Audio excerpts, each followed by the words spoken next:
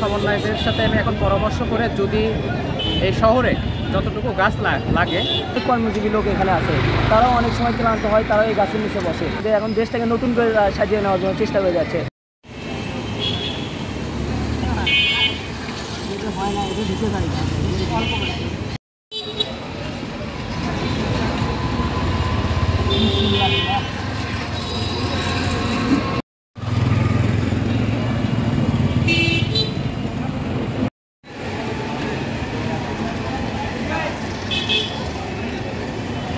আসলে আমরা এই বৃক্ষরোপণটা চালাচ্ছি কেন হচ্ছে, আসলে জানেন যে কিছুদিন আগে আমাদের দেশে যে চলমান একটা অপ্রত্যাশিত পরিস্থিতি চলে গেছে, তার মধ্যে অনেক অরাজনৈতিক অনেক কর্মকাণ্ড করেছে, অনেক দুষ্কৃতীরাও এসব গাছগুছ অনেক কিছু কেটে ফেলেছিল।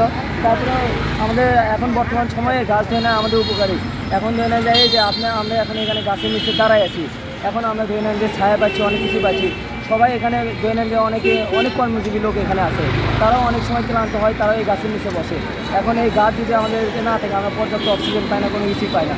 আমাদের ধরে নেন যে একটা পরিপূর্ণ দেশ গড়তে আমাদের সকল দিকে নজরদারি করতে হবে।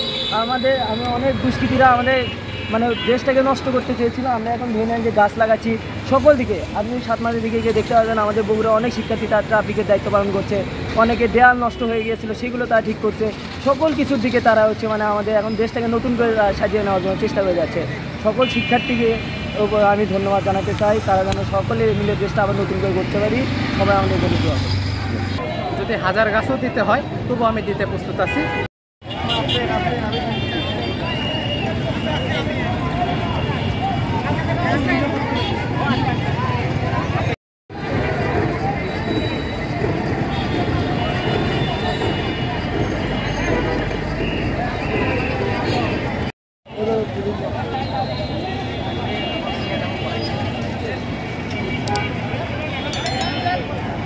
মুভ করবেন।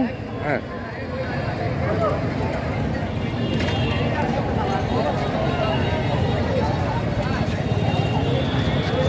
ছাত্র আন্দোলনের কারণে যে আমাদের শহরে যে গাছগুলো ছিল, এই গাছগুলো নষ্ট হয়ে গেছে বিভিন্ন কারণে, হয়তো ভাঙচুরের কারণে কিংবা উপড়ে ফেলেছে কিংবা গাছগুলোকে কেটে লাঠি হিসেবে ব্যবহার করেছে।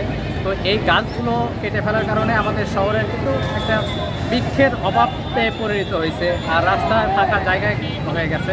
এখানে কিন্তু প্রচুর রোদ পড়ে গেছে। এখন এই জায়গাগুলো কিন্তু আমাদেরকে কিন্তু এখন গাছ রোপণ করতে হবে।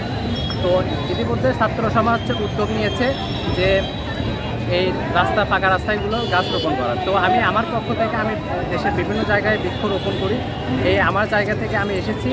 আজকে আমরা শতাধিক গাছ রোপণের পরিকল্পনা নিয়েছি এবং আমি এখানকার সমন্বয়কদের সাথে আমি এখন পরামর্শ করে যদি এই শহরে যতটুকু গাছ লাগে, তারা যদি আমাকে সহযোগিতা করে, তারা যদি আমার গাছগুলো রোপণ করে দেয় সকলে মিলে, তাহলে আমি যদি 1000 গাছও দিতে হয় তবু আমি দিতে প্রস্তুত আছি ইনশাআল্লাহ।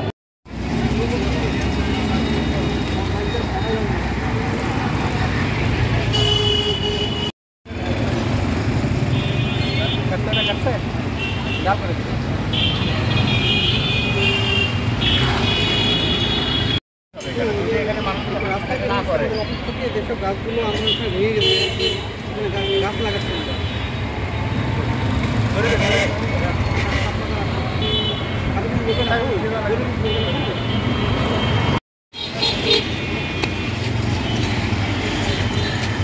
মামা